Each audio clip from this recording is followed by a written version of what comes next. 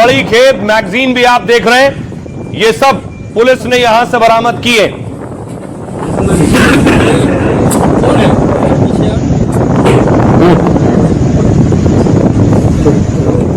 तो अब बिहार में योगी स्टाइल में कैसे कार्रवाई हो रही है, काउंटर कैसे हुआ। सम्राट चौधरी के गृह मंत्री बनते ही बिहार में यूपी जैसा एक्शन हो रहा है। बेगूसराय में पुलिस और एसटीएफ ने एनकाउंटर किया। पुलिस ने मिनी गन फैक्ट्री का भांडाफोड़ किया। बड़े पैमाने पर अवैध हथियारों की खरीद और बिक्री हो रही थी, पुलिस को पता चला। इनपुट के आधार पर पुलिस ने छापेमारी की और कार्रवाई शुरू की। पुलिस की टीम ने इलाके को पहले चारों तरफ से घेरा, इसके बाद अपराधियों ने पुलिस पर फायरिंग शुरू कर दी। अपराधी मौके से भागने की कोशिश करने लगे। बदमाशों ने पुलिस पर 6 से 7 राउंड गोलियां चलाई। बिहार में पुलिस की जवाबी कार्रवाई में एक आरोपी को गोली लगी है। कुख्यात शिवदत्त राय पुलिस की फायरिंग में घायल हुआ है। पुलिस ने जवाबी फायरिंग में 3 राउंड गोलियां चलाई। बेगूसराय सदर अस्पताल में इलाज के लिए भर्ती कराया गया। पुलिस ने 2 और बदमाशों को गिरफ्तार किया है। कुछ अपराधी अंधेरे का फायदा उठाकर मौके से भाग निकले हैं। मिनी गन फैक्ट्री से भारी मात्रा में हथियार बरामद हुए। 1 देसी कार्बाइन, 2 मैगजीन, 5 खोखा और जिंदा कारतूस बरामद हुआ है। इलाके में पुलिस का सर्चिंग अभियान भी जारी है और हथियार सप्लाई नेटवर्क के बाकी सदस्यों की तलाश की जा रही है। मौके से कप सिरप और नगद राशि भी बरामद की गई है। पुलिस को इनामी अपराधी शिवदत्त राय की पहले से तलाश थी। वो कई मामलों में आरोपी है और फरार चल रहा था। यह एक्शन हुआ इसके ऊपर। 2022 में सरपंच के घर पर फायरिंग में भी यह आरोपी था। सुनिए जरा सम्राट चौधरी क्या कह रहे हैं। गृह मंत्री बनने के बाद अपराधियों और अपराध पर कैसे एक्शन हो रहा है। एक व्यवस्था कड़ी है। बिहार का सुशासन लगातार बिहार में अराजकता को समाप्त किया है, जंगल राज को समाप्त किया है। उस व्यवस्था को पूर्ण रूप से स्थापित किया जाएगा। लेकिन ये जरूर कहूंगा कि अपराधियों के लिए खैर नहीं है। अपराधी के लिए ये बिहार नहीं है। बिहार से बाहर ही अपराधी को जाना होगा। अब देखिए जरा, जिस वक्त चुनाव हो रहे थे, रैली हो रही थी, कैंपेन हो रहे थे, उसी वक्त यह इशारा मिल रहा था कि ऐसा कुछ होने वाला है। आपको याद होगा योगी आदित्यनाथ जब रैली में जा रहे थे, जिस रैली में जा रहे थे वहां बुलडोजर पहुंच रहे थे और बुलडोजर एक सिंबल बन गए थे। जहां योगी वहां बुलडोजर और बिहार में बुलडोजर।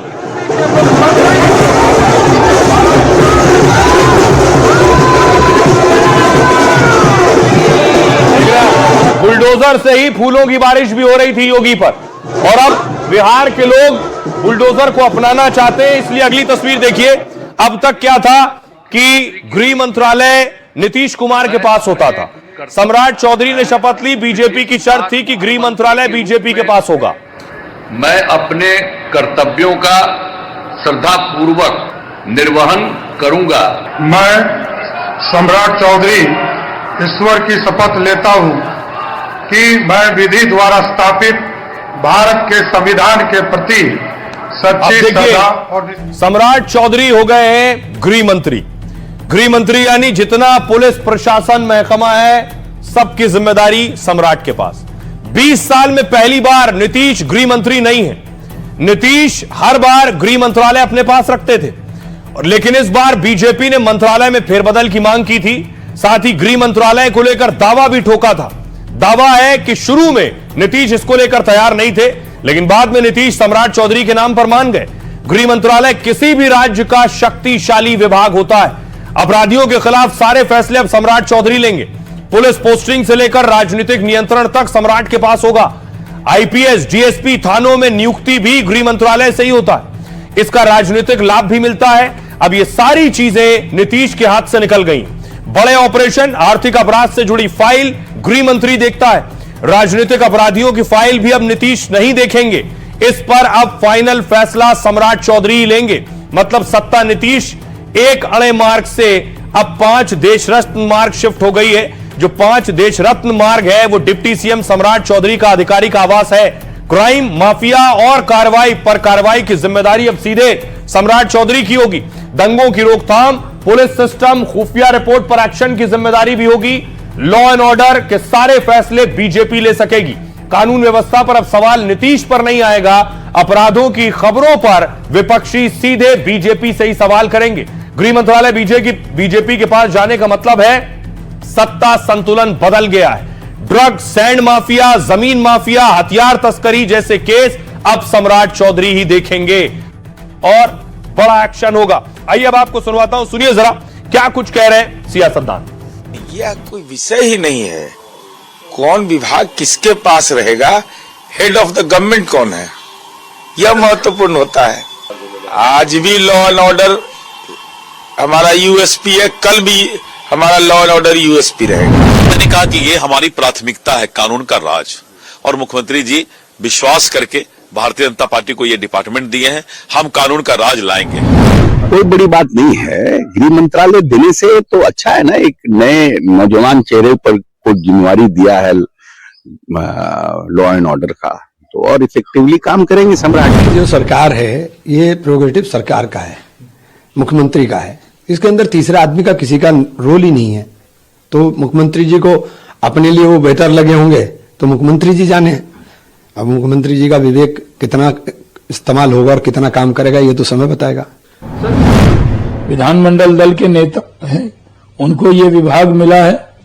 बिहार के अंदर जो कानून का राज है, सुशासन है, वो स्थापित है, उसको और मजबूती से स्थापित किया जाएगा। सम्राट चौधरी एक बेहतरीन नेता हैं और गृह मंत्री के तौर पर बिहार के वो अच्छा काम करेंगे, ऐसा विश्वास है। अब देखिए जरा बिहार को और बिहार में कानून व्यवस्था को लेकर सवाल उठते रहे पहले भी, शायद यही वजह है कि बीजेपी गृह मंत्रालय चाहती थी। ये तस्वीर आप देख रहे हैं, ये तस्वीर देश ही नहीं पूरी दुनिया में देखी गई जब बिहार के पटना में कुछ लोग घुसे बंदूक लेकर, और न सिर्फ घुसे, देखिए बेखौफ होकर घुसे, पिस्टल लोड की और अस्पताल के अंदर जाकर उन्होंने एक के बाद एक फायरिंग की।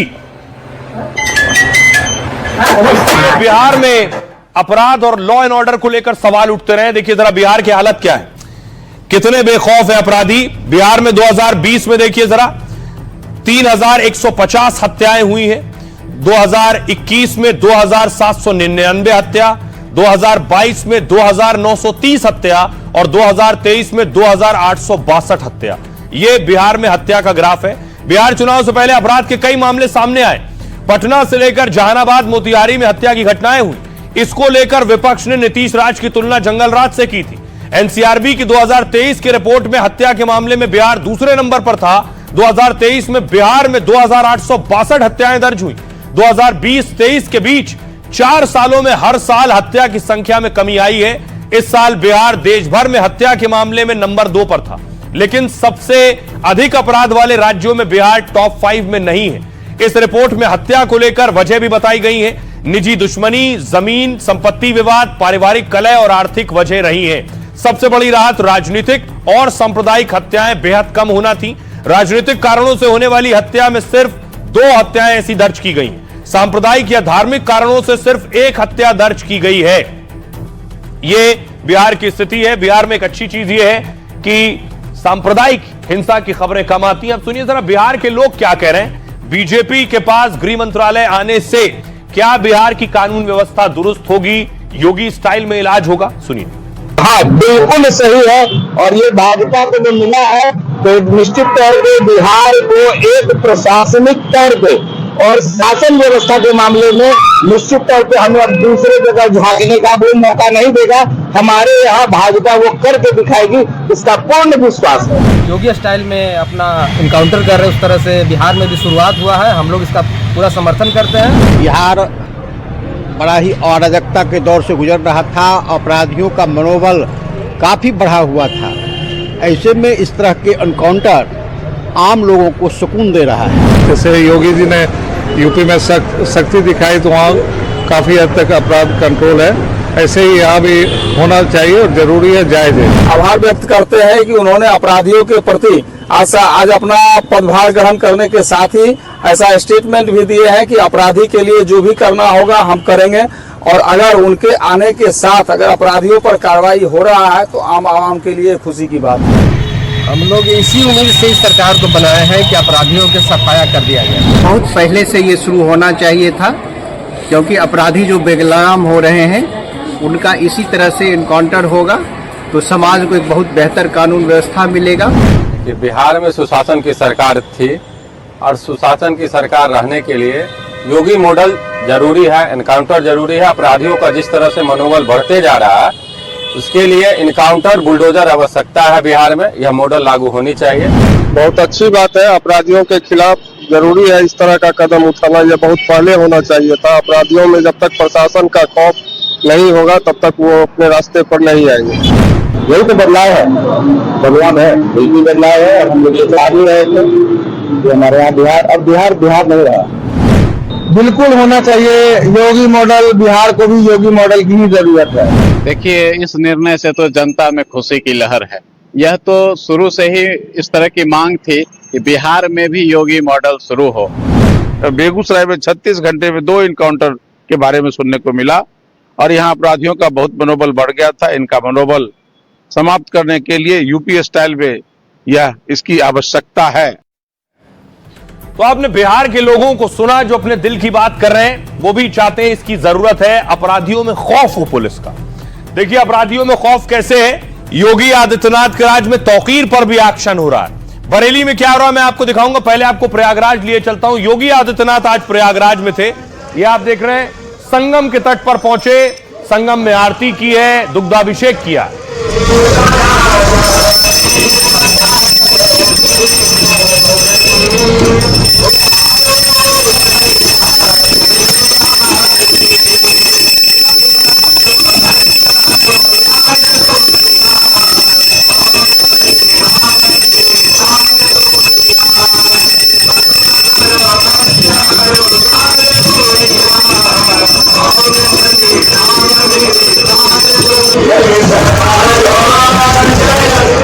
अब आइए सीधे आपको बरेली लिए चलता हूं। बरेली में पहुंची थी पुलिस और बुलडोजर। दरअसल तौकीर के करीबी के ठिकाने पर बुलडोजर चल रहा था।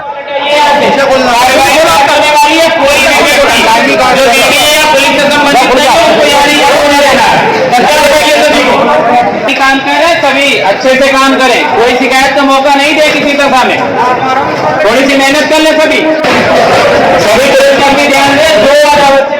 पुलिस ने पहले लोगों को वार्निंग दी, सावधानी बरतने को कहा और पहले उस बिल्डिंग में जो सामान रखा था वो निकलना शुरू हुआ। 25 करोड़ इसकी कीमत बताई जाती है संपत्ति की। नीचे लेके आ जाए, कोई ऐसा काम ना करे।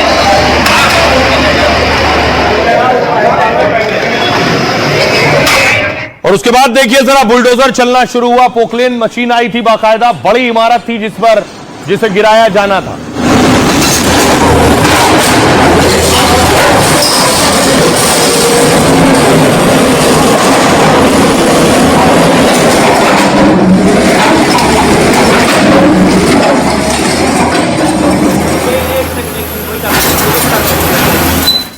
और उसके बाद देखिए जरा, पूरी इमारत एक बार में जमींदोज हो गई। खिलौने की तरह जमीन पर आ गई पूरी बिल्डिंग।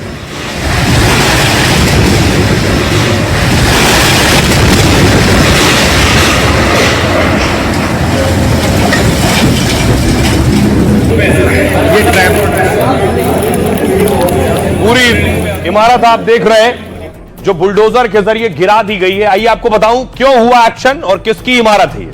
दरअसल ये आप वो बिल्डिंग देख रहे हैं और ये जेल में तौकीर रजा देख रहे हैं, इन्हीं के करीबी की है। बरेली में तौकीर रजा के करीबी की संपत्ति पर यह बुलडोजर चला है। तौकीर के करीबी हैं आरिफ। अवैध बाजार पर चला है बुलडोजर। उन्होंने अवैध तौर पर बनाया था। 2 दर्जन से ज्यादा दुकानों को जमींदोज कर दिया गया। 2 जगहों पर अवैध निर्माण पर बुलडोजर कार्रवाई हुई। 25 करोड़ की कीमत की 2 इमारतों पर एक्शन हुआ। 2 मंजिला मार्केट बिना नक्शा पास कराए बनाई गई। 11 अक्टूबर को प्रशासन ने अवैध कॉम्प्लेक्स को सील कर दिया। प्रशासन ने इस कार्रवाई के दौरान लोगों के आने जाने पर रोक लगा दी थी। प्रशासन ने दुकानदारों को कुछ घंटों का वक्त दिया जिनकी दुकानें थी इस इमारत में। लोगों को अपना सामान निकालने की इजाजत दी गई। इसके बाद बुलडोजर की मदद से मार्केट को गिरा दिया गया। मार्केट में जिम और होम डेकोर सहित कई सेंटर चल रहे थे। सबसे पहले मार्केट के पीछे वाले हिस्से की दीवार गिराई गई। भीड़ को नियंत्रित करने के लिए बैरिकेडिंग की गई। आसपास की दुकानों को सुरक्षा के लिए बंद करा दिया गया। बिजली विभाग ने भी एहतियातन बिजली सप्लाई रोक दी थी। यह कार्रवाई हुई इस पर और बताया जाता है 25 करोड़ की लागत से यह इमारत बनी थी। आसपास की सारी दुकानें गिरा दी गई हैं। आइए अब आपको सुनवाता हूं, सुनिए जरा सीओ क्या कह रहे हैं। जहां लगभग 16 दुकानें पर कार्रवाई की जा रही है और दूसरी साइड पीलीभीत बाईपास रोड पे है जो एक शोरूम है, उसको भी ध्वस्त करने की कार्रवाई की जा रही है। इसी को देखते हुए पुलिस द्वारा पर्याप्त सुरक्षा बल मौजूद हैं और पूरी तरीके से मुस्तैद हैं, जिससे कानून व्यवस्था की कोई अप्रिय स्थिति न उत्पन्न होने पाए। देखिए जरा अब लोग क्या कह रहे हैं, अल-फलाह को गिरा दो, प्रदर्शन कर रहे हैं, यूनिवर्सिटी गिरा दो। इस अल-फलाह में कैसे आतंक का अड्डा बना हुआ था।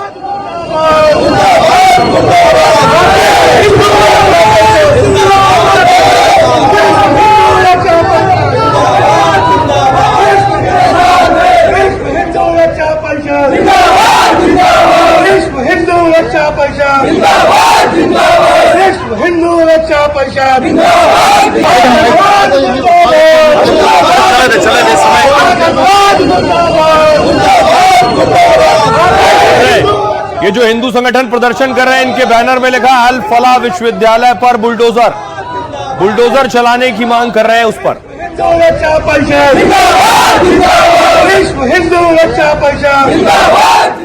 अब देखिए दावा यह किया जा रहा है, जिस तरह हमास के आतंकी अस्पताल के जरिए अस्पताल की आड़ में नीचे अपना ठिकाना बनाते थे, क्या उसी तरह अल फलाह से जुड़े डॉक्टर्स भी अस्पताल, जो आप कहिए जिस तक लोगों का जहन और दिमाग ना जाए इसलिए अस्पताल को टारगेट किया, अस्पताल को अड्डा बनाया।